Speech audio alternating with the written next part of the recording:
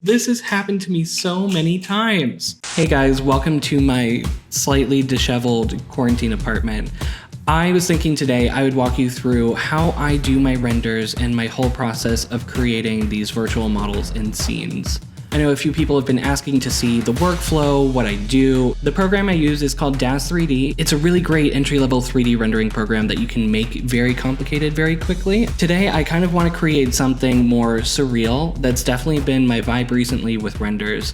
I've been inspired a lot by the set design of an opera about my favorite Egyptian pharaoh, Akhenaten, and also the artist James Turrell, who I feel like most people are going to know James Turrell purely from his visual style. This is where editing John jumps in because I lost a majority of the audio of this video. Don't know how, don't know why, don't know who wished that upon me. So from now on, most of this video is going to be a time lapse, and I'm just going to explain to you what I was doing and explain to you my thought process, but that starts here. I decided to do something that focused on concentric circles with a staircase leading up to it because that was featured in both styles I really liked, especially in the James Turrell works. I like that repeating concentric circle that keeps getting smaller. So I loaded up a base version of one of the very first models I ever made. I took off the simulated dress that she was wearing, and I reset her geometry. Next, I imported a staircase that I found on cgtrader.com and created a plain primitive that I was going to use as a background. Now, because I know I'm going to be doing concentric circles with the background, I'm going to be using something called a cutout layer. Basically, you provide the program with a black and white image of whatever shape you want to cut out of the object that you've applied it to. So since our background plane is square, I'm going to go into Photoshop and basically I'm going to create just a circle in a square. Export that. Boom. Let's try it. So I did exactly that, and thankfully everything worked out. So I started duplicating that plane and placing it a little bit further back and reducing the size just to create those concentric circles, and I started coloring them, just coloring them from the rainbow because gay. And then I realized I'm having to do math to figure out the sizing of everything. I'm gonna fix this off screen and make it be a little bit more pinpoint behind her head. And then come back once I fixed it. I quickly realized that I needed to give her a pose so I could properly position the circles behind her head. I decided to go with this one. It's kind of like a jumping pose, and I really like the motion of it. So I did the rest of the math and positioned everything correctly behind her head. And then the worst happened. Wow, I hope there's audio on this whole thing. If not, I'm going to be narrating quite a bit. Hello, darkness, my old friend.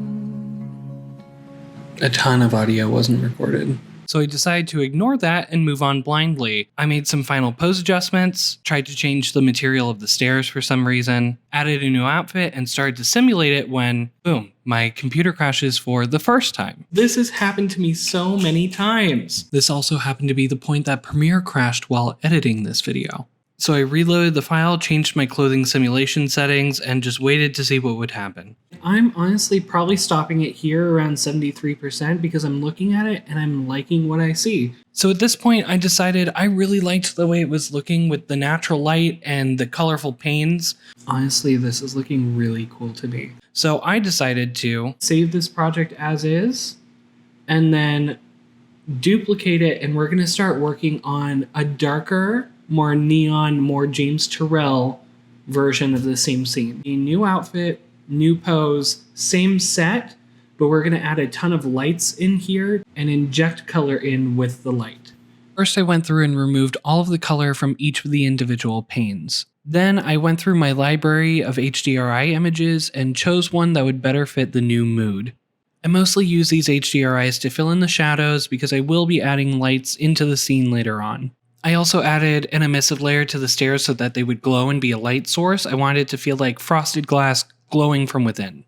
Then I started creating these primitives called toruses, which are basically really thin donuts, and I'm sizing them up to be able to hide behind the concentric circles that we made. These are going to be our light sources. So I made a new torus for each of the colors and hid it right in front of the wall that it was going to be shining on. Then for the back wall, I just made that an emissive layer. So I previewed it and this is what it looked like. It's not bad, but it's not strong enough. So I needed to go in and play with all of the different strength of lights so that everything looked correct. I spent a ton of time trying to balance everything out and also have the stairs glow. For a second, I tried to make the stairs glass and shoot lights through them, so maybe that would be the glow, but I ended up just making the stairs a light source again. So I got to work finding a new pose for her and putting together a new outfit. I ended up making the outfit entirely brushed aluminum so it would reflect the light really interestingly and wrap it around her. I also really wanted the scene to have a haze, so I made a spur-of-the-moment decision to try and render it out with volumetric light, which, to be honest, I had never done before. I'm going to leave the screen recording while iRay sort of processes and makes up its mind about what the light is going to look like. So it's supposed to make it hazy and like there's dust in the air, and it's supposed to look cool, but honestly, it just ended up looking like pink mush. Okay, so I've left this running for about an hour. I'm going to take a screenshot and then just take it off. This is what we do. We wait till we can see things and then realize that the things aren't the things that we wanted. Cool. I went ahead and deleted the volumetric light modifier, added a bit of a bloom, and decided I needed to see my model's face. I ended up adding a sphere primitive to the scene and putting an emissive layer on it so it's giving some nice, soft, invisible illumination to her face. So here we are finally at the end of this video. This video has taken 22 days to do. So clearly this ended up not being a speed render. But I am so happy with how these pictures turned out. I love the fact that we ended up doing two different versions of it. So you can see how lighting, even in a digital, even in a virtual space, determines so much about the feel and the content of the images that you're putting out. I love lighting, and I get to play with it even more in a virtual space and do things that are physically impossible to do in real life. So I love doing these really surreal looks. Please let me know which one was your favorite. Please feel free to ask me questions. I am far from being an expert at this, but it's become a hobby that I really, really love to do.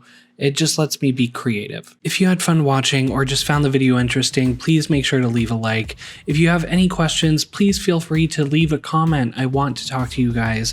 And if you like my content, go ahead and just give me a follow, give me a subscribe, because why not?